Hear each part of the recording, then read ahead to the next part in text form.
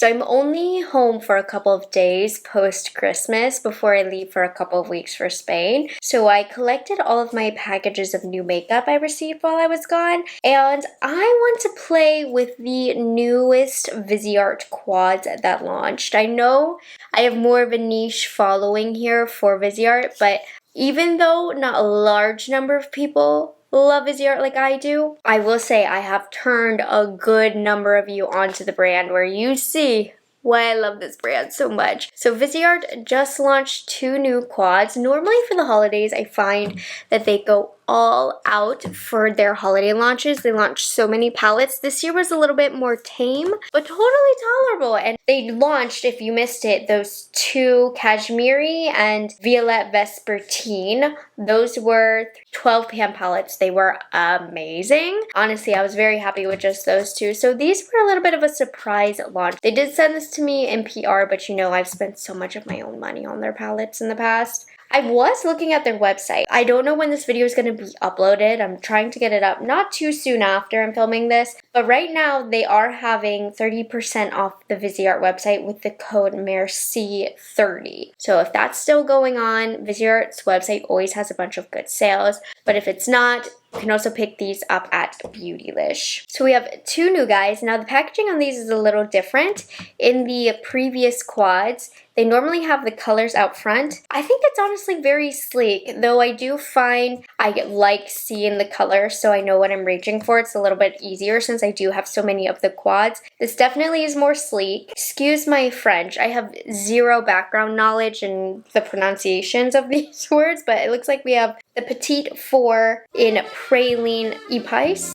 This is the only time I'm going to say that. Praline one. And then we have the Tyrion one, which is going to be more for those smoky colors. But let's start off with the Praline one. As always, Viseart, the way they formulate their shadows, have an extremely long shelf life of 36 months, which I really love. And they are made in the USA. And I love these little quads because there truly is nothing more compact for traveling. And the quads just make it very easy to create a look without having to think too hard about it because they do just lay it out there for you. So this one's what this one looks like. And these are going to be $25 each prior to any discount. And I'm just going to pull out Tyrion for you so you can compare the 2 next to each other before we go into each individually. And I will be doing some comparisons of some quads that I already have. But here's the Tyrion one. Definitely much more deep and smoky. I'm honestly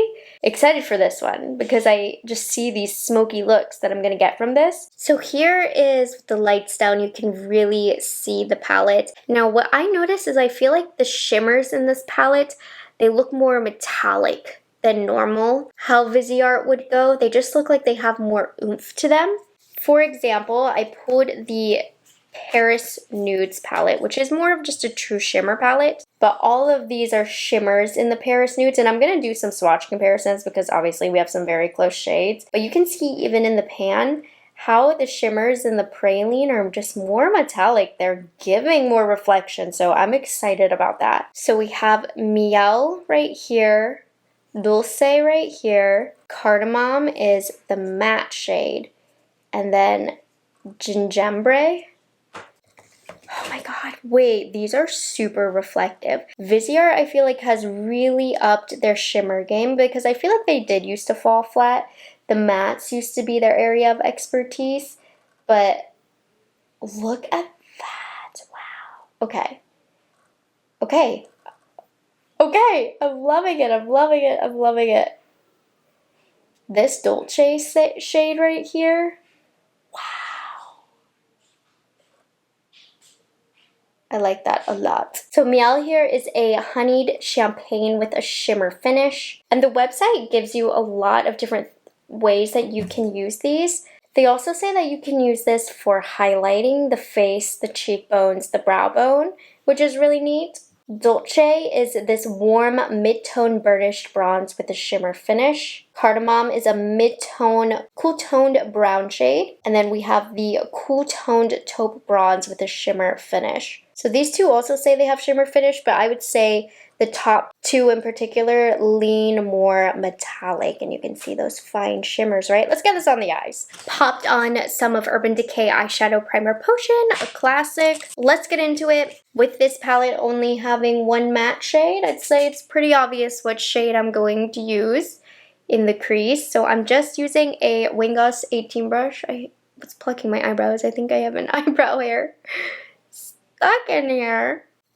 Whatever. And then I'm going to run this through the crease. Viseart is superior when it comes to their matte formulation. They just work themselves out with ease. They are a drier formulation, so sometimes they can be a little bit powdery and you can get a little bit of kickback, but not in this case.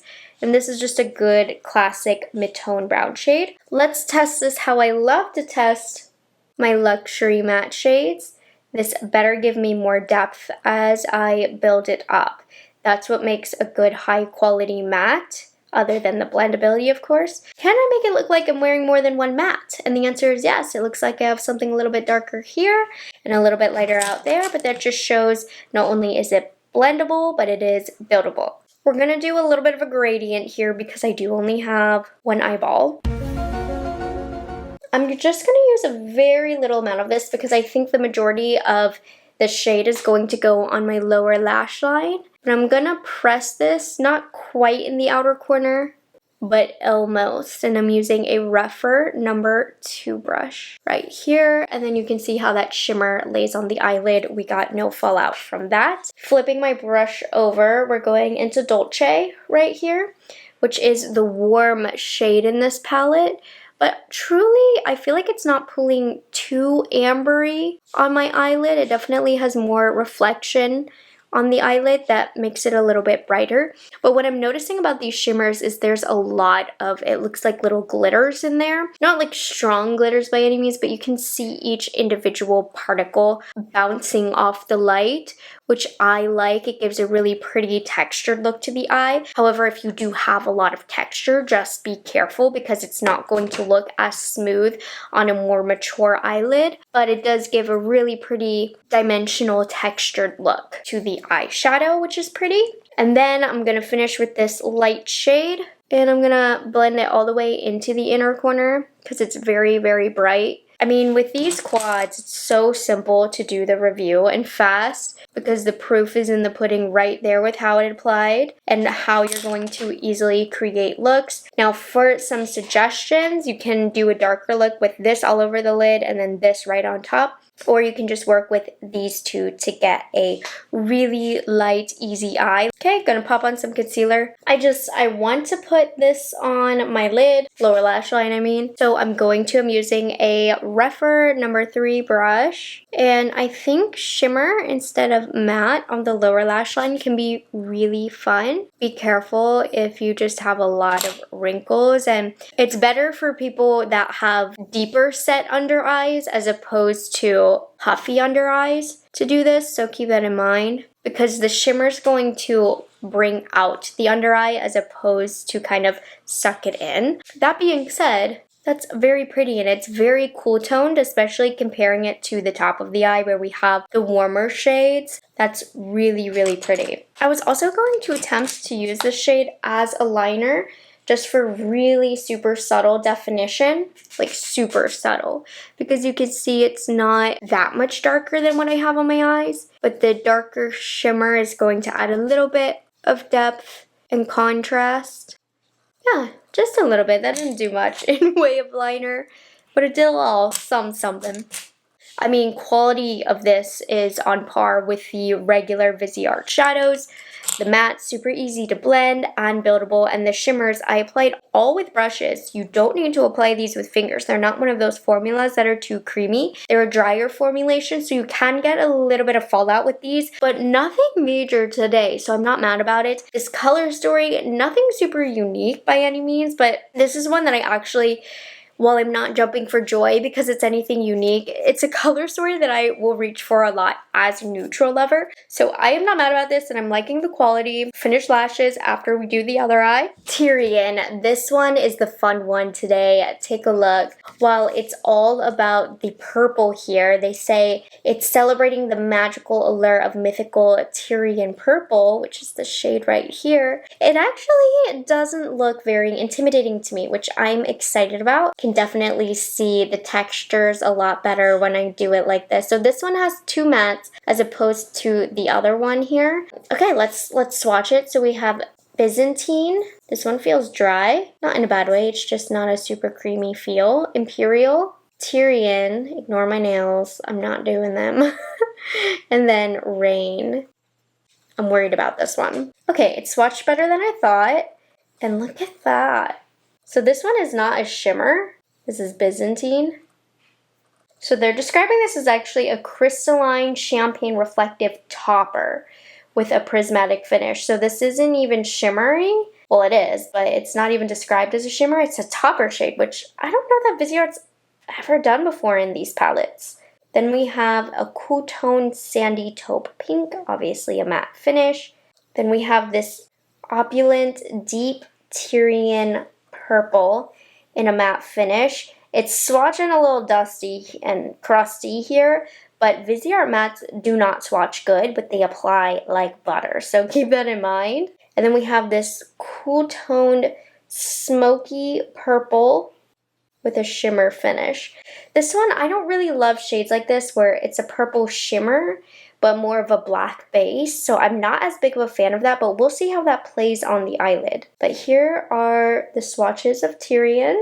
The Rephr 16 brush, we're going to go into this matte shade. It's quite powdery. Like I said, sometimes shades from Viseart are. And I'm going to put that pretty much all over the crease, as close to the brow bone as possible. It's not quite light enough, I think, to be a brow bone highlight, but this is going to create a great background for these purples that we are going to try and blend today. I'm going to be very careful about using Tyrion. I don't know if you can see, but there's quite a lot of kickback with this, and there's a lot of powder sitting in the pan after messing with it. And I'm just going to start off by placing it in the outer corner. What's Up Beauty R108 brush.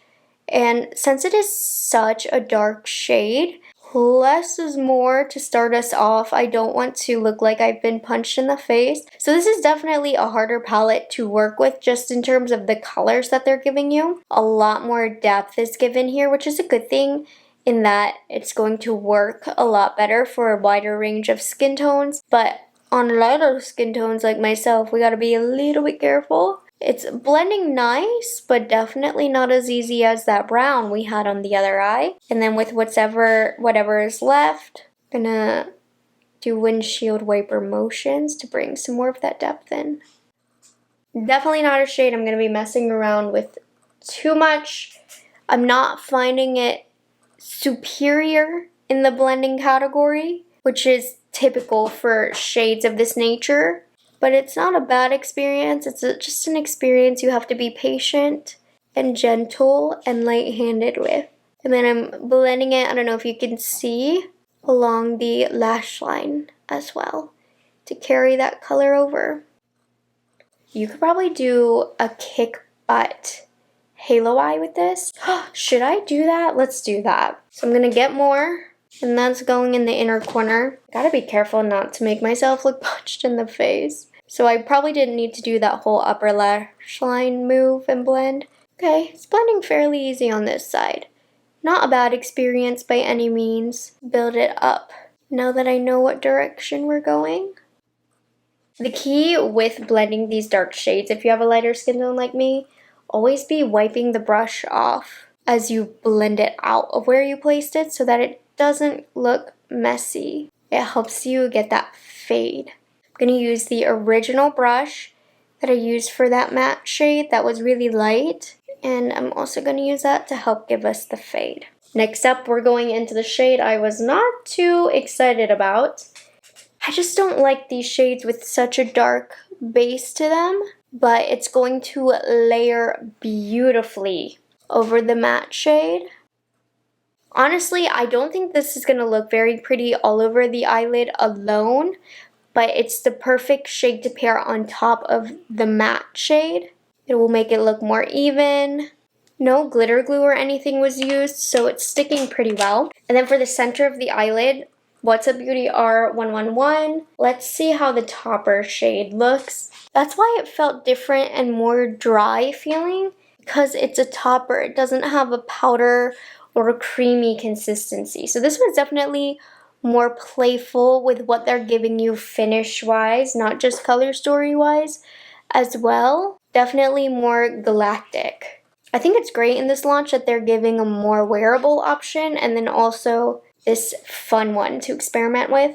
And the topper is looking really pretty. You can see skin underneath, so the base here isn't super pigmented, but very, very pretty. Let me do some concealer. Lower lash line work. Nothing to surprise you here.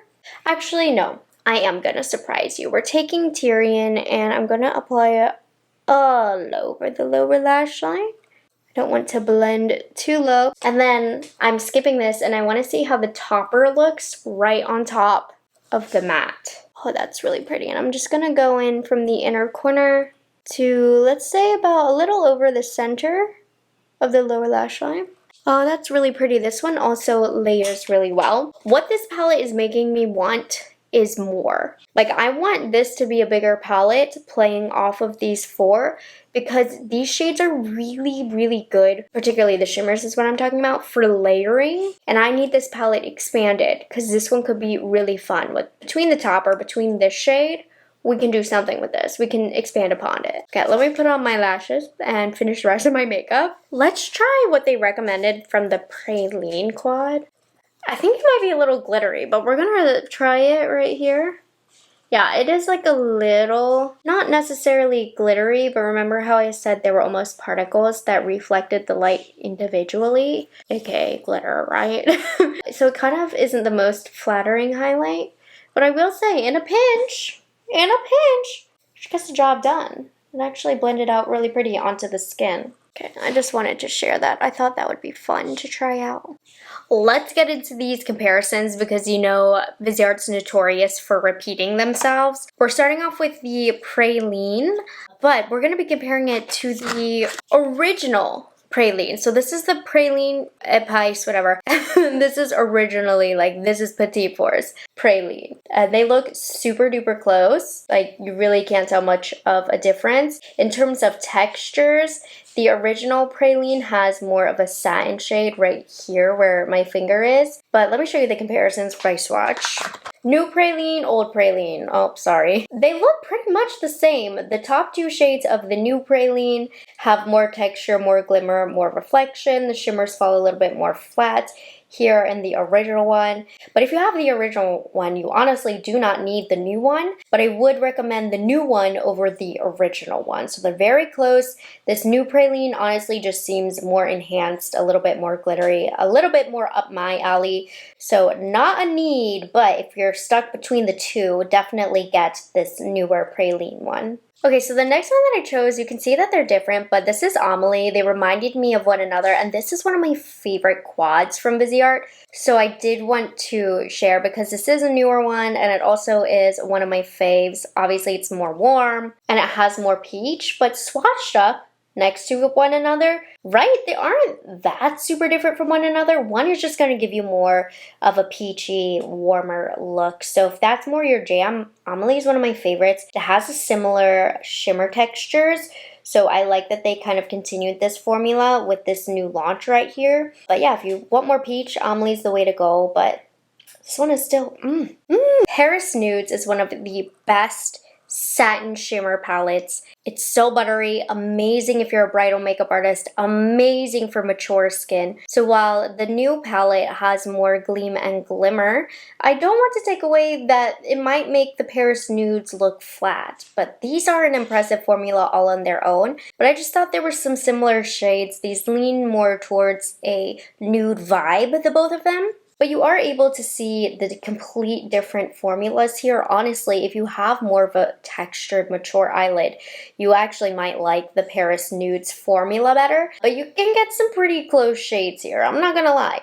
but they are different in formula. The Kashmiri palette, I thought like this side was very comparable to the quad. And I mean, like I said, this is not an original quad. There are so many palettes that Viseart has that would be really close, but this is a newer-ish popular one, so I did want to compare them. And like, yeah, vibes. The vibes are there. Not dupes, but definitely vibes. You can get the look. Moving on to Tyrion, this is obviously more of a unique color story, so I pulled only one, but tell me this is the perfect one to compare. This is the Paris Etoile.